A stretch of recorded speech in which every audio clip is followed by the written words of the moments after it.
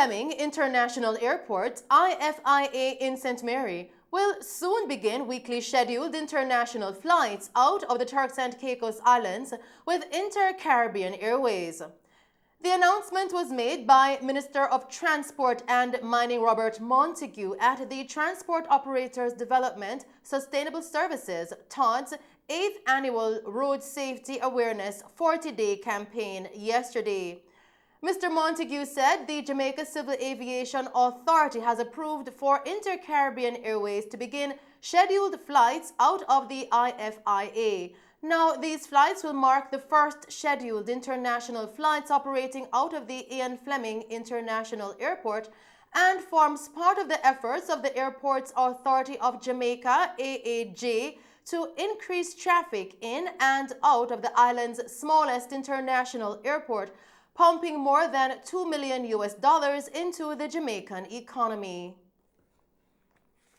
In other news tonight, the Fosrich Group of companies yesterday loaded its first shipment for export of PVC pipes and fittings destined for Barbados. For Fosrich, a participant in the Jamaica Promotions Corporation's JAMPRO Export Max 3 program, it marks the first occasion that the company is exporting any of its locally manufactured products. The group's 25,000 square foot manufacturing plant is located on Maverley Avenue in St. Andrew. Managing Director of Fosrich Group of Companies, Cecil Foster, explained the significance of the company exporting to Barbados. As a company, we have set out to manufacture and develop partnerships within the country of Jamaica and outside of the country. And that partnership that we have now embarked on outside of the country is of importance to the company because, one, it is taking back some of the lost grounds manufacturing gave up years ago, especially in manufacturing PVC pipes and conduits and fittings. And it is going to bring to the organization more revenues, and also it is bringing employment to the country and to the company, and it is earning foreign exchange. So those are some pillars that we think are strong pillars that and are significant pillars for us to feel good about. Mr. Foster also explained the search for additional opportunities to export to other regions in the Caribbean and other parts of the world. The aim of Fosrich is to look for opportunities outside of Jamaica to export the manufactured PVC pipes and fittings. We are aggressively looking at more countries, and we hope that some of those other countries will break our way soon.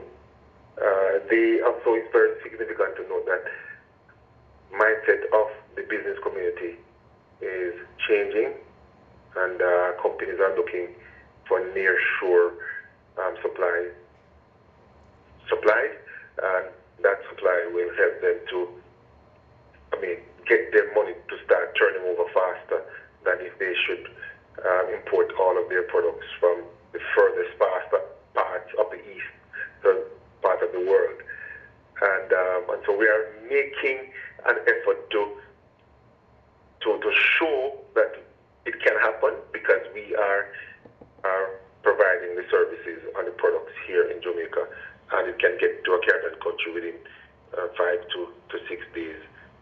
The Fosrich shipment to Barbados makes it 15 years since a Jamaican company has exported PVC-based products, according to Ricardo Durant, Sales Support Manager at JAMPRO. He underscored the importance of the event to the Export Max creator and its partners. As we continue with the news tonight, The Ministry of Agriculture is reporting that it now has the capacity through its Veterinary Services Division to investigate and diagnose any suspected case of African swine fever within 20 minutes to 2 hours of collection of samples. The ministry says it is now utilizing, among other techniques, polymerase chain reaction PCR testing with the detection of the African swine fever in Haiti and the Dominican Republic. Local officials continue to place Jamaica in a state of high alert for this disease.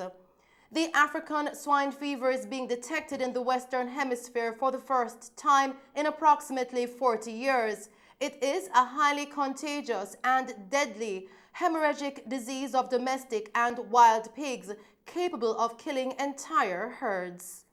We go now to tonight's COVID-19 update, where Jamaica recorded 51 new cases of COVID-19 and 2 additional COVID-19 fatalities, increasing the total of confirmed cases to date to 91,652 and fatalities now to 2,418.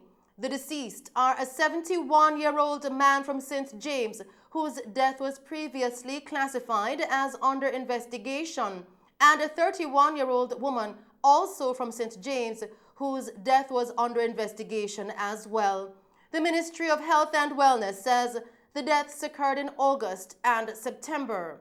Of the new infections, 23 are women and 28 are men, ranging in age from 7 months to 95 years. In tonight's COVID-19 parish breakdown, Westmoreland and Hanover recorded 9 cases each. Kingston and St. Andrew and St. James recorded 8 cases each. St. Anne recorded 7 cases. St. Mary 4, Manchester 3, St. Catherine, St. Elizabeth and Trelawney recorded 1 case each, while Clarendon, Portland and St. Thomas have no cases on record for the period. In the meantime, there were 48 additional recoveries, increasing the total of recovered persons now to 63,358. Still tonight, Prime Minister Andrew Holness says ramping up coronavirus COVID-19 vaccination rates among tourism workers is key to returning the industry to its full earning potential. Speaking at the official opening of the 444-suite all-inclusive Ocean Eden Bay Hotel by H10 in Trelawney yesterday, the Prime Minister stated that tourism remains the heartbeat of our economy to a large extent, and as such, we cannot allow it to be affected and restricted by the pandemic. Mr. Holness pointed out that vaccine hesitancy remains a barrier, as some Jamaicans continue to employ a wait-and-see approach to vaccination, which he said can pose a threat to the population as new strains of the COVID-19 virus continue to emerge. The Prime Minister indicated, however, that he is pleased that vaccination uptake among tourism workers continues to increase, noting that up to 70% of workers have taken the jab. Still making Mello TV news. Minister of Tourism Edmund Bartlett has revealed that the much-anticipated Tourism Workers Pension Scheme will be introduced on January 1, 2022. Legislation giving effect to the scheme was approved by Parliament 2 years ago, but implementation was delayed with the onset of the COVID-19 pandemic. Minister Bartlett announced the new implementation date yesterday at the official opening of the 444-suite Ocean Eden Bay Hotel. He said the introduction of the scheme is now possible as the industry is recovering, adding that the safety of the workers and their social protection is of paramount importance.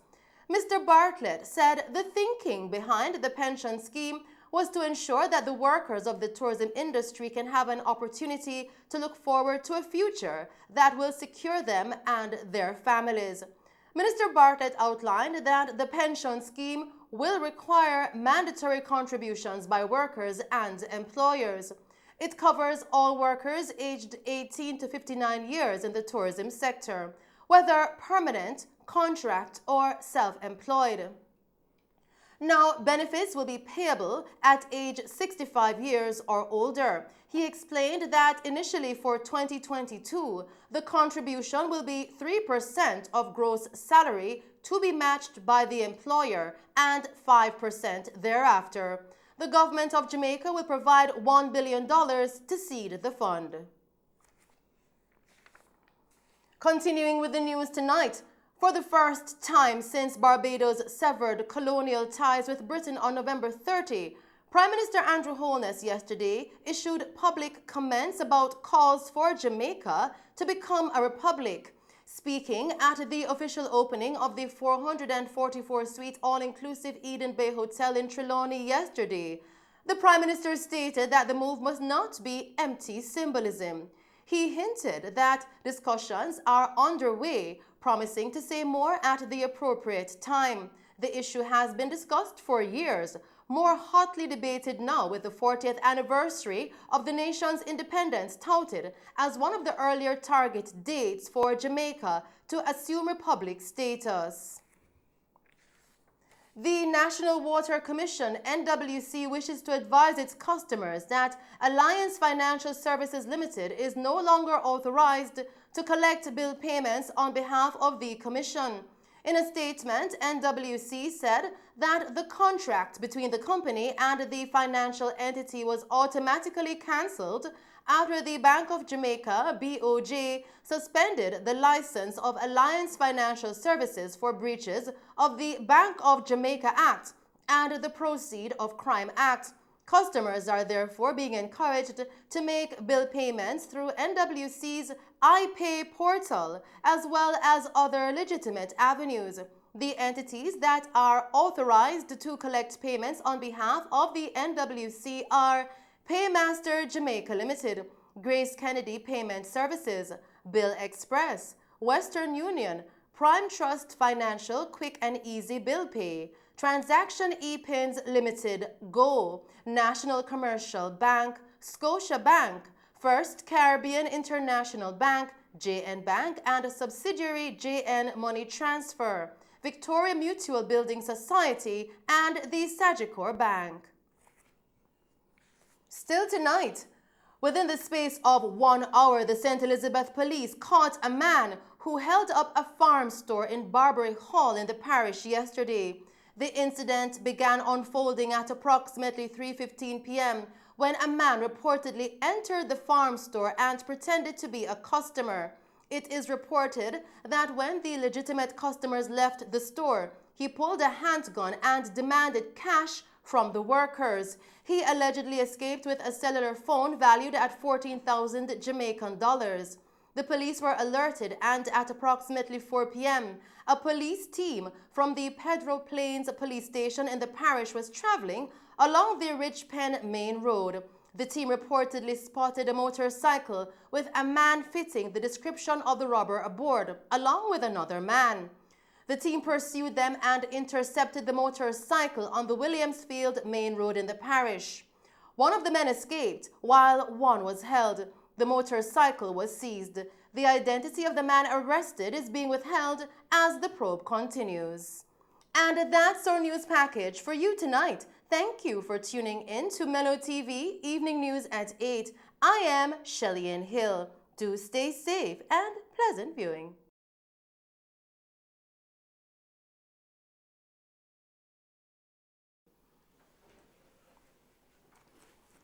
I have a problem.